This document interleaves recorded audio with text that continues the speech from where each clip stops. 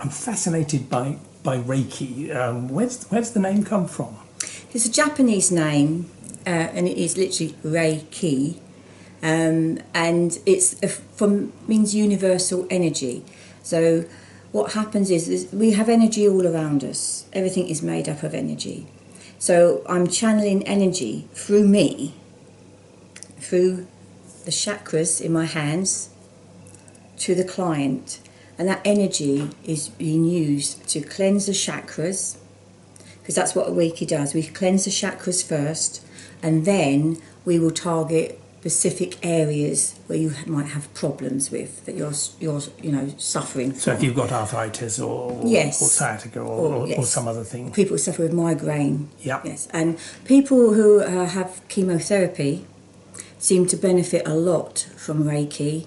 The side effects of the chemo seems to be lessened when they're having Reiki. Oh, that's encouraging. Yes.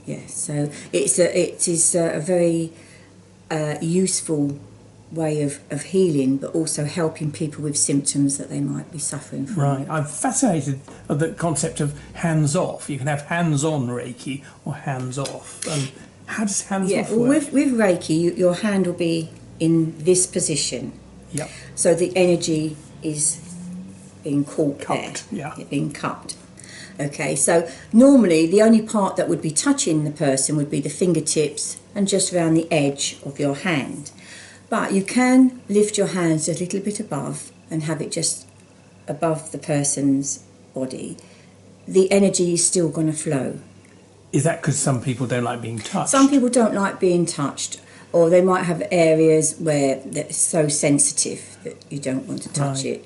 And also, quite often, if you're doing it with children, some parents might not want you to touching their child, which is fair enough. Well, if it works without touch, then that's absolutely fantastic. Yes. Although they do say the power of touch is amazing as well. It is, yes. And the one thing that does strike me about Reiki and other treatments is they claim a lot of different benefits, and I can understand that there must be all kinds of different benefits. But what do you feel are the main ones for Reiki?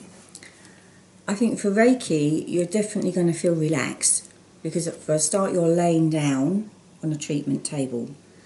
So you'll have your eyes closed and you're just lying there relaxed. It takes an hour, so you're relaxing for that hour. So you're going to be relaxing while you're having the treatment.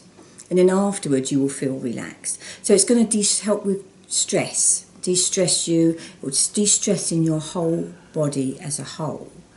It helps with aches and pains, because most people often feel heat when you're doing Reiki. It doesn't matter if you don't feel anything, it's still working, but most people feel heat or some tingling sensation, and that's the energy flow that is coming through. They actually tell you that they yes. Right. I felt it myself when I've had Reiki, yes. Oh, fantastic. And quite often, if it's if you're targeting on a specific area and that's their problem area, the heat can be quite intense, and sometimes you have to move your hands away because it gets too intense, because the energy that is flowing is quite severe, quite a lot, and you don't want it to get the heat to get too uncomfortable for the client. Wow, that sounds like proof positive that it must be working. Yes, definitely.